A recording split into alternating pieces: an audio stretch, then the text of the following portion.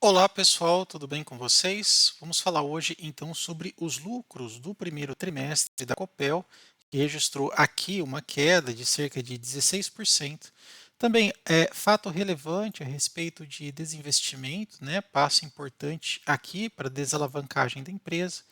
Vamos dar uma olhada também na chamada aqui da CVM a respeito de oscilações atípicas e também um pouco aqui dos seus dados e indicadores financeiros, sobretudo a parte de lucro, alavancagem e também o EBITDA da Copel. Então, é bastante dados, vou tentar resumir de uma forma bem simples aí, e razoável para vocês, tá bom?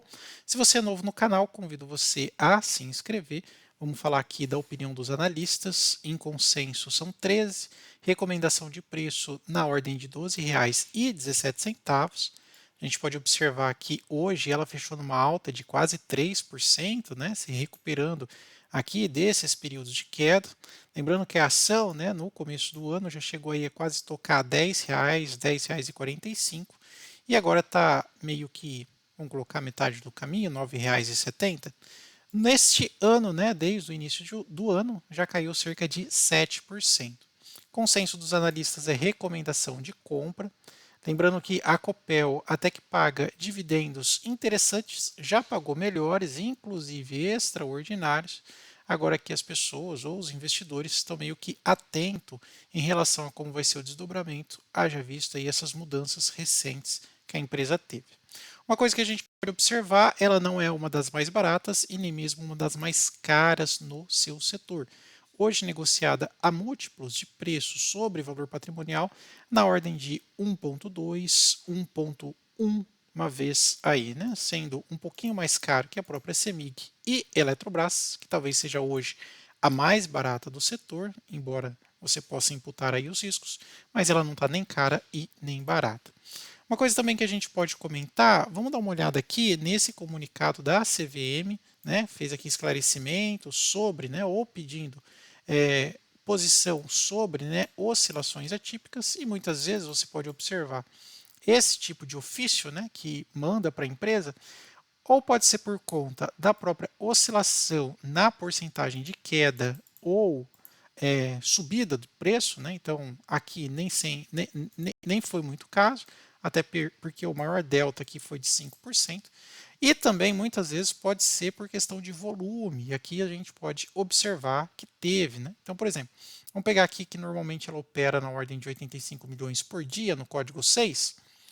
Aqui teve 35, uma baixa, mas daí de uma hora para outra teve esses 157 milhões de negociações e 130 milhões de negociação. Então, uma oscilação, uma quantidade de contrato para cima, para baixo, para cima, para baixo, para cima, para baixo, chama atenção, toca o sininho lá na CVM, ela vai lá e fala o que está acontecendo, né? Então, é só para esclarecer uma justificativa da empresa. Ela até fala aqui que não reconhece nenhum tipo, né, ou desconhece qualquer tipo de informação que venha causando, né, esta oscilação aí no ticker, né, na ação. Vamos nos concentrar agora, falar um pouco aqui sobre os seus resultados financeiros, né? Uma coisa que a gente pode entender e achar interessante é o seguinte, né? Por exemplo, o EBITDA da empresa, ela veio negativa, né? Então, quando a gente olha aqui o delta, a diferença em trimestre, tá? Depois a gente pode fazer uma análise anual. Aqui teve uma diferença de cerca de 8%. Quando fica em entre parênteses, significa que foi negativo, tá? O lucro também caiu 16%. É aqui que a gente tem que ter uma maior ou uma melhor observância. Eu vou até melhorar aqui um pouco a espessura da minha sinalização. Então, se a empresa teve um EBITDA, né, um lucro antes de amortizações, e depois um lucro líquido de menos 16, né, algo que a gente tem que considerar, né, o que está acontecendo. Né? O LPA também caiu cerca de 16%. O LPA hoje é 0,18, já foi 0,21. Outra coisa também importante, né? As margens operacionais. A Copel ela tem uma excelente margem operacional, tá? Embora teve uma queda de cerca de 13%, né? Era 16,4, caiu para 14. E outra coisa também, a alavancagem. Aqui já melhorou, né, um pouco a situação. Por quê? A alavancagem diminuiu da empresa. Apesar do lucro ter caído, a alavancagem, a questão do endividamento da empresa caiu, né? Isso daqui fornece triggers, né, ou gatilhos para que ela possa vir a pagar mais dividendos e até mesmo, quem sabe, extraordinários, né? Então isso daqui foi interessante do ponto de vista aqui de indicadores financeiros, né? Outra coisa também que a gente pode observar, que eu havia anotado aqui, veja que nos últimos 12 meses a ação já subiu cerca de 30%, ok? Então, aqueles que conseguiram aproveitar boas entradas, né, especialmente aí no ano passado, já vem conseguindo ter um bom lucro, né? O dividendo ainda está razoável, né? Há uma perspectiva de que melhore esses dividendos. Vamos aguardar aí, né? Outra coisa importante, há um baixo ágio sobre a empresa e o PL está quase que no limite de 15 aqui. Tanto é que eu quero até mostrar aqui no nosso painel inteligente como é que está a precificação dela diante de dados de Graham e Greenblatt para saber se ela está cara ou barata. Então vou usar o próprio ticker dela aqui mesmo, é CPEL, né? EL6. Vamos pegar aqui, vamos ver se ela está cara ou barata, né? Só digitar aqui, sempre usando letra maiúscula, tá? Então vamos lá. Aqui para Benjamin Graham, ela está barata. O preço dele, né, seria de R$ 15,45. Hoje ela está cotada em 9,42, o dividendo de 4% e um PL quase 13.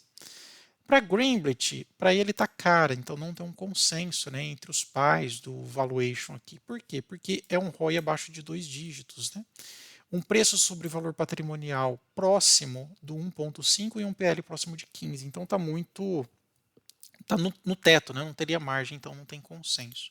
Porém, se você quiser encontrar empresas do setor elétrico, né, um setor aí muito perene, você pode simplesmente vir aqui em filtro, escolher Graha barata e também Greenblatt barata, né, e tem pelo menos aqui 66 empresas, ações, boas oportunidades, baratas e pagando bons dividendos, né? Eu posso até colocar aqui pelo menos 6%, né? Colocar aqui 6% de dividendos, agora já cai aqui para cerca de 35 empresas e várias delas aqui do setor elétrico. Vou deixar para vocês aí o link tanto na descrição quanto também nos comentários, tá bom? Voltando então aqui, a gente até pode observar esta matéria, né, recente da própria Infomoney, falando um pouco sobre essa questão da queda do lucro, né? Então fala que aqui sobre o EBITDA foi de 1,4 bilhão, teve uma queda de 1,6. Outra coisa também, né, ela fala que a redução é reflexo do menor preço médio da energia vendida pela Copel Geração e Transmissão, parcialmente compensado pelo aumento da receita da distribuição, né, como efeito de crescimento de quase 8%. Então aqui realmente ela sofreu bastante nessa questão aqui, geração e transmissão, e a distribuição deu uma compensada. Vamos ver como que isso se comporta agora no segundo trimestre, né? A receita líquida somou 5,4 bi, um crescimento de 2,8, então pelo menos em receita, né, está aumentando. Fala que o resultado financeiro líquido foi negativo, né, no primeiro trimestre de 24, uma redução de 18%. Isso também é importante a gente observar, porque ninguém quer investir numa empresa que dá lucro, lucro, lucro e começa a tender para o negativo. Tanto é que quando a gente observa aqui, olha, eu vou até pegar esses dados, ó, quando a gente observa aqui a questão do lucro líquido, payout e dividendos, a gente até pode observar aí uma certa queda, né, especialmente aqui, né, no lucro líquido, né? Quando a gente observa 2023 frente aos últimos 12 meses, a gente pode observar uma pequena queda aqui no seu lucro líquido, né? Mesmo com o aumento do payout. Então é bom a gente ficar atento. A Copel tem histórico de lucrar bastante, tá? 20, 21, você pode perceber aqui os seus belíssimos lucros. Tanto é que 2021 também foi marcado por uma boa distribuição de dividendos. Se eu pegar aqui em dividendos, ó, 2021, né, na verdade ela paga depois, né, então 2021 ela paga 21 e 22. Você pode observar aqui um pagamento muito bom de dividendos, né? Chegou aqui 21%, 20%, 13%, é bastante coisa, tá? Outra coisa também que a gente tem que observar, que eu gosto sempre de colocar, é a questão dos aluguéis das ações, né? Em todo vídeo eu tenho colocado isso em pauta, que é para você observar. Lembra que o Barsi está sempre falando, né? Não sou eu quem fala. Sempre o Barsi está falando que o novo indicador de preço, né, que pode influenciar os preços da ação, é a quantidade de ações alugadas, né? Você pode observar isso em Cielo, em IRB, entre outras, né? Então, se você pegar e colocar o código aqui, ó, CPLE6, pegar aqui a Copel, código 6, você vem aqui embaixo, aluguel e posição, e você pode vir aqui, olha, percentual total das ações alugadas, né? Então veja que a Copel, ela opera mais ou menos na faixa de 1,8% de ações alugadas. Nesses últimos meses, né, ó, pegando desde o mês 10 do ano passado até agora, né, praticamente mês 5, veja que ela já subiu quase que 2 vezes a porcentagem de ações alugadas, tá vendo?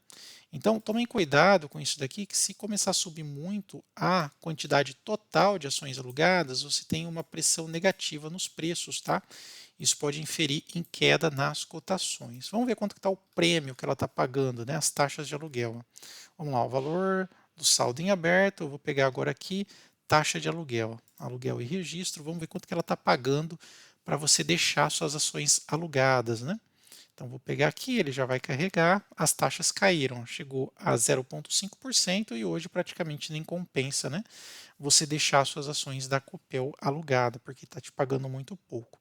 É uma pena que a questão dos aluguéis das ações, né, vem subindo, então aqui a gente tem que colocar aqui até que um certo ponto, aqui uma questão de alerta, né? Isso daqui pode entrar no book, né, de venda é descoberto, né, causando um desequilíbrio entre compra e venda, né, tendo mais ordens de venda do que de compra, né? Então, fiquem atento aqui. E se isso daqui é novo para você, peço que deixe o seu like, né, se esse conteúdo foi relevante. Não esquece de se inscrever e também compartilhar esse conteúdo. Muito obrigado. Até mais.